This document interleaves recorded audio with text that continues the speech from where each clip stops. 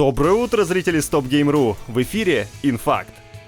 Ninja Theory — студия, которая рассказывает очень странные, но короткие истории. Как выяснилось, короткие они не только потому, что непродолжительные игры стоят дешевле, но и потому, что команда больше ценит именно компактные сюжеты. Портал IGN пообщался с разработчиками Senua's Saga Hellblade 2. Среди них был новый глава Ninja Theory Дом Мэтьюс. Вот что он сказал. «Думаю, каждый раз нам хочется рассказать историю, и мы делаем длину игры такой, которая подходила бы этой истории. Так что в нашем случае мы не выбираем делать игры короткими целенаправленно. Думаю, более справедливо сказать, что мы хотим рассказать историю с вот такими началом, серединой и концом, а затем подбираем форму и размер, которые этой истории подходят. Так мы начинаем разработку. Люди не обязательно хотят что-то на 50 или на 100 часов.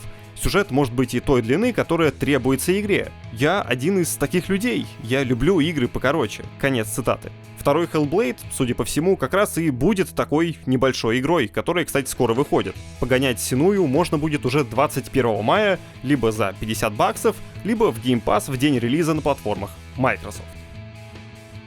Про смуту не забыли еще? Думаю, что не просто не забыли, но и помните все эти странные новости о финансировании проекта. Институт развития интернета — та организация, которая и являлась одним из главных генераторов этих новостей. Именно она принесла Siberia Nova около 500 миллионов рублей.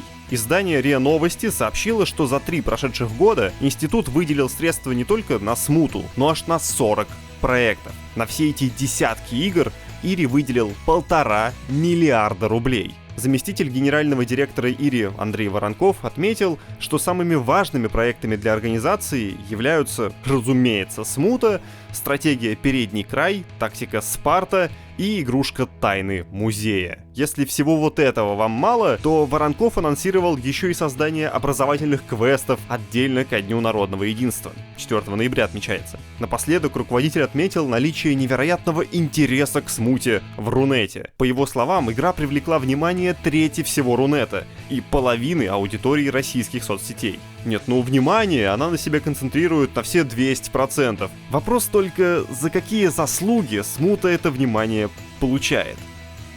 Среди целой тонны видеоигровых проектов по Звездным войнам находится место не только блокбастерам, но и жанрам поменьше. Например, Битреактор прямо сейчас трудится над безымянной стратегией по Star Wars. Создатели про игру пока ничего не рассказали, зато порассуждали о сложностях, с которыми сталкивается жанр стратежек. Вот что говорит технический директор команды Райана Макфол. «Думаю, есть проблема восприятия. У людей ограниченные представления о том, какой может быть стратегическая игра. Это одна из вещей, которые мы хотим сделать. Расширить восприятие среди людей о том, что это такое играть в стратегическую игру».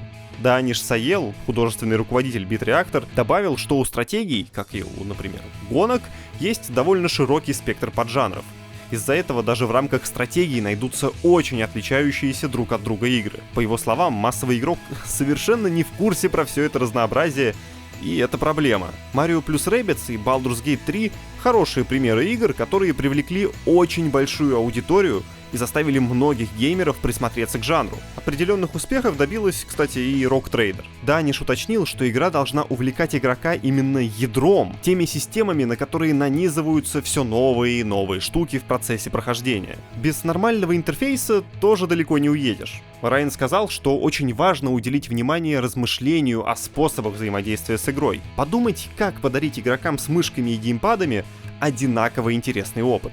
Напоследок Битреактор поведали о желании создать собственный, особый визуальный язык. В Jedi Survivor вот таким языком стали карты Звездного неба. Никаких деталей о стратежке по Звездным войнам у нас нет. Ни даты релиза, ни даже приблизительного описания геймплея. Можно лишь предположить, что раз в разговоре сотрудники серии упоминали игры с пошаговым геймплеем, возможно, и их игра станет представителем этого формата. Это предположение подтверждает и прошлое место работы Макфола, ведь он успел потрудиться над XCOM.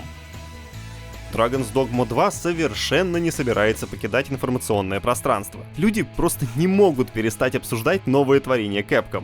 Настолько оно их зацепило. Дизайн-директор Bethesda Эмиль Пальяруло не остался в стороне и тоже высказался об игре. По его мнению, она может стать в один ряд с легендарным Skyrim'ом. Пальяруло — опытный специалист, который поработал над многими проектами Bethesda, в том числе он приложил руку к Oblivion и Skyrim. Из-за причастности к созданию этих игр, по его собственным словам, словам, он уже не может взглянуть на них как бы со стороны и насладиться прохождением так же, как это делают миллионы других игроков.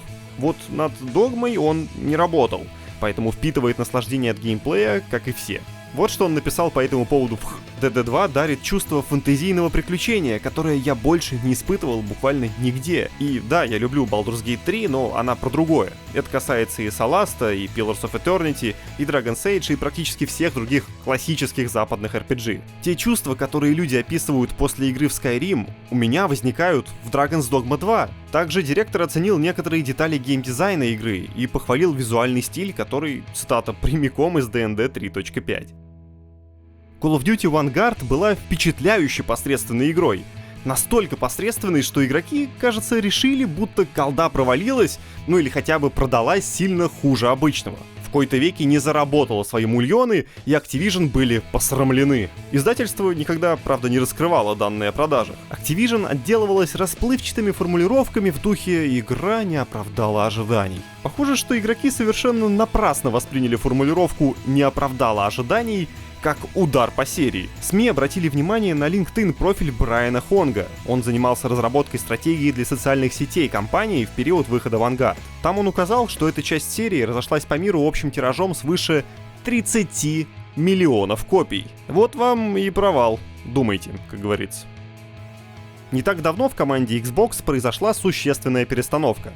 Президентом команды стала Сара Бонд. Сейчас она проводит реорганизацию игрового подразделения Майков. В процессе она разослала сотрудникам письмо, где, среди прочего, упоминается некая выделенная команда, которая занимается сохранением игр для будущих поколений. Скорее всего, речь идет не о консервировании картриджей от Dendy, а, конечно, о поддержке обратной совместимости. Источники Windows Central добавляют, что Microsoft может поделиться с публикой деталями расширения обратной совместимости игр на ежегодной трансляции Xbox Showcase. Вроде как в этом году она должна состояться 9 июня. Кроме упоминания новоиспеченной команды, Сара указала еще несколько пунктов. Она напомнила про новое многообещающее игровое устройство Microsoft, тизернула использование ИИ в сфере видеоигр, Diablo 4 в Game Pass на Xbox, говорит, зашла просто замечательно, и посетовала на то, что игроки залипают в играх черных дырах, вроде Fortnite. Игроки, мол, в них тратят все свободное время, а новое пробовать не хотят. Это действительно неприятно, надо что-то делать. Но, пожалуй, нет лучше момента, чтобы раздать в пассе коротенькую Diablo 4 для спасения времени геймеров. Amazon и Bethesda выпустили видео о создании сериала по Fallout'у. Разумеется, никакими документальными данными тут и не пахнет. Обычный трейлер. Тем не менее, вот что в нем наговорили. По словам Тодда Говарда, сериал — это не просто незначительная история, а настоящая часть мира Fallout. Если игроки хотят новое приключение в знакомой вселенной, welcome смотреть. Сериал старались сделать как можно более аутентичным. Для съемок соорудили настоящую физическую силовую броню и воссоздали Пип-Бой. Прям с экранчиком. Тот напомнил, что люди просили экранизацию игр еще со времен Fallout 3. Уже тогда были обсуждения и встречи на тему создания экранизации. Но все варианты Говарду не заходили. Однако, когда тот созвонился с Ноланом, все перевернулось. Он увидел, что Нолан настоящий фанат серии. Такой человек точно не сможет запороть сериал и отлично дополнит мир игры. Звучит правдоподобно. Верим? У меня на сегодня все, но на StopGame.ru еще есть много всякого интересного. Александр Виллисов подготовил обзор трехмерного Южного парка. Алексей Лихачев в своей статье объяснил, что же значат все эти «а» в обозначении бюджетов игр. А Кирилл Волошин перечислил интересные проекты, которые вы могли пропустить в прошлом месяце. Не забудьте ткнуть лайк и хорошего вам понедельника. Пока!